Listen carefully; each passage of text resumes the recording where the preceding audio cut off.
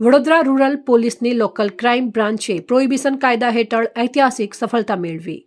Police મહાનિરીક્ષક Sandeep સિંહ અને police અધિક્ષક સુશીલ અગ્રવાલના માર્ગદર્શન હેઠળ જિલ્લાભરમાં ગેરકાયદેસર દારૂ જુગાર અને માદક પદાર્થોની હેરાફેરી સામે ઓપરેશન પરાક્રમ અંતર્ગત સઘન ચેકિંગ અને નાકાબંધી હાથ ધરવામાં આવી રહી છે.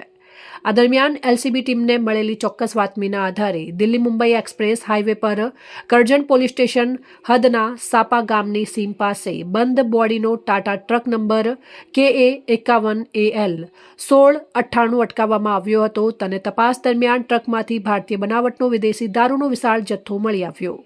કુલ 985 પેટીમાં 47,280 બોટલ મળી આવી, જેની કિંમત ₹1,47,51,360 ગણવામાં આવી છે.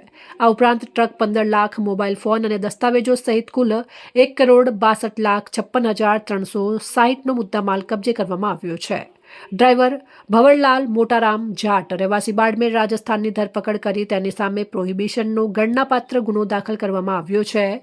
આ દારૂનો જથ્થો કોની પાસેથી અને ક્યાં સ્થળેથી ભરાયો હતો તેમજ કયા પહોંચાડવાનો હતો તેની તપાસ ચાલી રહી છે.